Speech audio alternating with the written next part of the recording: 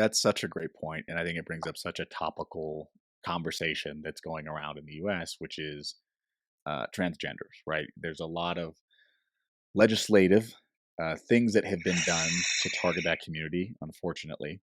But one of the things that I think comes up a lot right now in the DI community is that conversation around pronouns, right? Is Mm. what are people's right to choose what they, to my extent, want to be called? And I think it goes back to even a conversation we had earlier on this call with your last name. I think if you respect authentically who people are, you put in the effort to to say the right thing. So I'd love to get your thoughts on this. I'm really excited to kind of hear what you have to share. I love that you bring this example because I think at the crux of all of this is how people fundamentally identify themselves, and that the identity in and of itself is multidimensional. Okay. We are not just what you see. I mean, you speak to me, you will never know that I have ADD, right? Yeah. But I do severely sometimes. But it's an aspect of my identity that doesn't hold as much weight in my identity hierarchy as someone who may be further along in that spectrum. Mhm. Okay. And so, to your point, we talked earlier about, how picky I am about my name, Mhm. because in the list of all of the dimensions that comprise the Loren identity, my name is number one.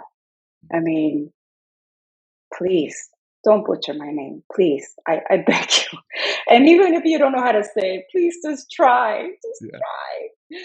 But for someone else, it may be, to your point, it may be their, sexual or gender identity, right? Sexual orientation, gender identity. It may be their race. It may be their socioeconomic status, their education, Mhm. their immigrant status, right? Yeah. And understanding that all the weight that we give to each aspect of our identity varies Mhm. person to person. You and I happen to connect on that one aspect of our identity, but there may be other aspects that we don't even talk about, Yeah. right? Because they don't hold so much weight for us, for you and me. But there may be someone else who's different, who doesn't even care what when their name is butchered or not. Yeah. And so, going back to that subject of, within the transgender community, it is an aspect of their identity that holds a much higher weight in their lived experience than it would be me.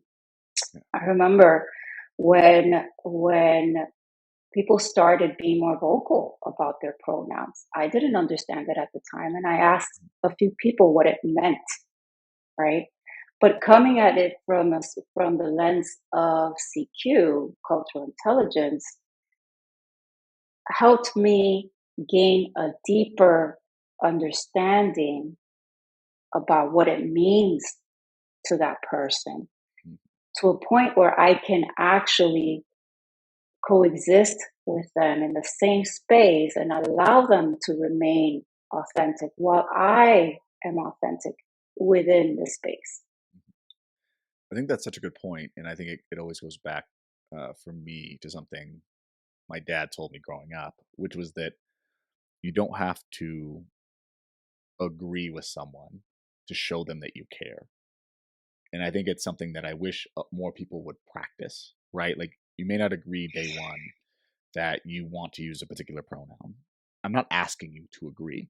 What I am asking you to do is to respect them enough to use what they prefer to be called. Because I think, to go back to our conversation earlier, when I am sweating bullets, because I just so yeah, I'm dyslexic. So whenever I have to read someone names, I get so nervous. So I was like, okay, is it Maldonado? And you were like, close enough. Like that was good. I appreciate you trying. And we had like a funny little back and forth. I was like, I'm dyslexic. I'm sorry. And then you shared something with me that I thought was just a funny interaction, which you were like, most people say McDonald's or something like that. And I was like, oh my gosh. And it was funny because then all of a sudden my dyslexia kicked in. And then I couldn't, when I was just trying to read, I couldn't say anything else. And I was like, oh my gosh, I am so sorry. I do not want to say that. But I think it's such a real conversation and that was a real interaction. I have to give you so much props and love for accepting, like, yeah, I get it, man. You have dyslexia. Like, it's okay. Don't freak out so much. Like, you'll get it. Like, I appreciate you putting the effort. And to me, I think it was nice to have a space. And I think that's the type of conversations that I wish we could just do, because I think that's just the natural respect that you should give human beings. Like, man, it's so hard when we talk about identity to find out who you are and where things come in, and the idea that like you have to be consistent through your whole life, and it's fluid, and sometimes some things are more important to you than others. And I think it's something that is really, really hard for Yeah. anybody. And I think we need to be more open about creating that space and that respect. I don't have to agree, but I do have to respect you and try to give you the space to be respected.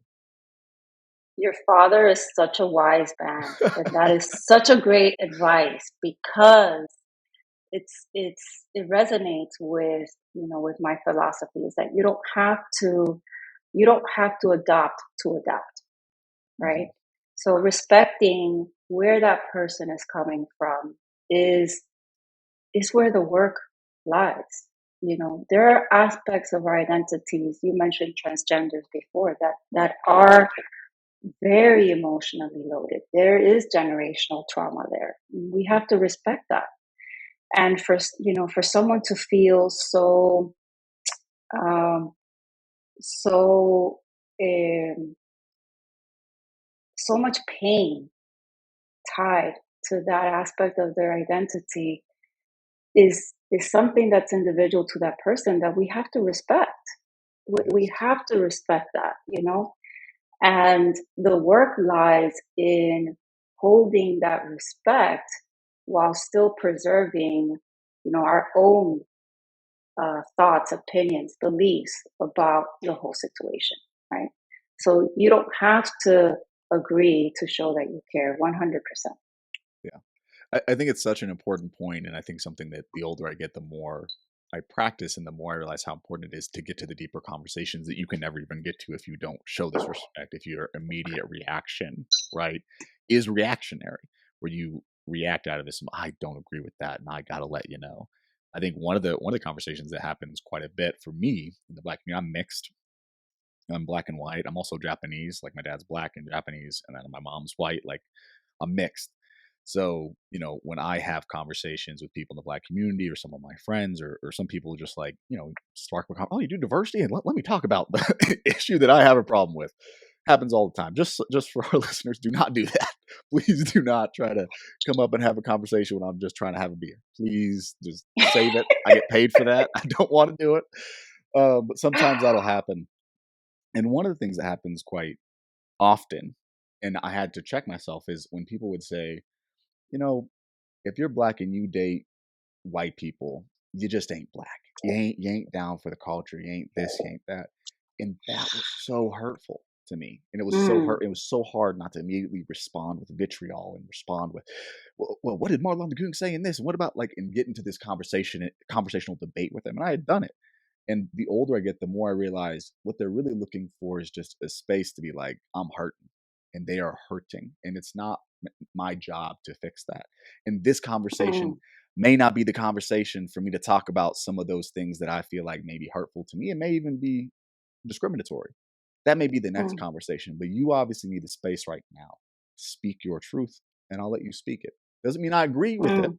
but sometimes you got to Right. create that space. So I love the conversation right now because I think it's something that is so incredibly important, and I'll often miss, and it's so nuanced. Is that ability to Mm. have that conversation, that discussion, that ability to listen and to not agree and to really be biting your tongue, being like, "Oh boy, I really want to let Woo! you know." But I think I it's need to it's go like check myself right now. Yeah, yeah, yeah. no, exactly, exactly. So thank you so much. I think that's such an important topic. It does make me wonder what's in your book because we agree on a lot. I'm so excited. Tell me about this book. It's called Becoming the Change. Tell me about what's going to be in it. What is it going to talk about? I'm super excited. I'm going to buy it as soon as it comes out. But tell our Oh, audience a little bit of details about it. Thank you so much, Justice, because if the book resonates with a lot of what we're talking about here, right? It's the work. It talks about my journey towards becoming culturally intelligent. Notice how I say becoming because there's never any sense of arriving. And how I highlight others who have used cultural intelligence even without knowing what it meant.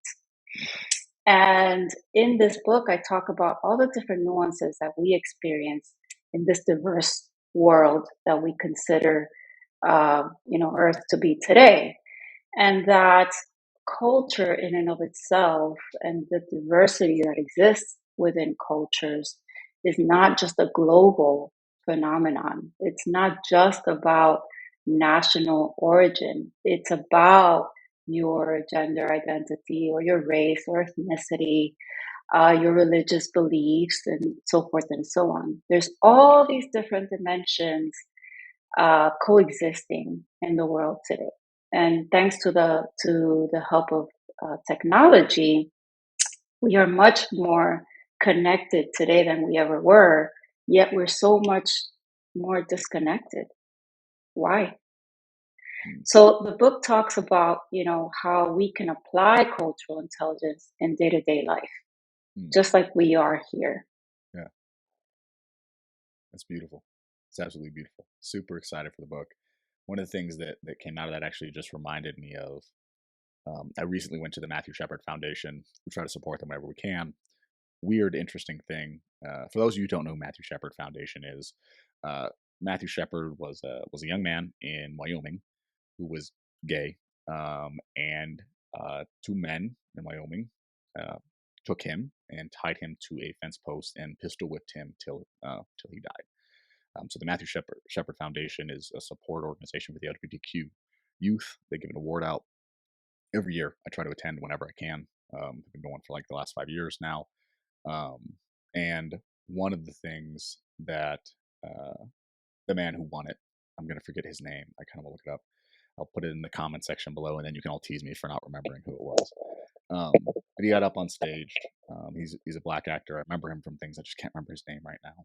And he shared kind of this quote from his book, which I started tearing up as soon as I heard it. And it was about him growing up in the hood and getting beat up essentially the day before a play the next day because he was gay and went to this art school, and talking about like leaving in the moment he had with his mom where he was like, I'm not going to sit down and let them win. That's why I'm going to go act.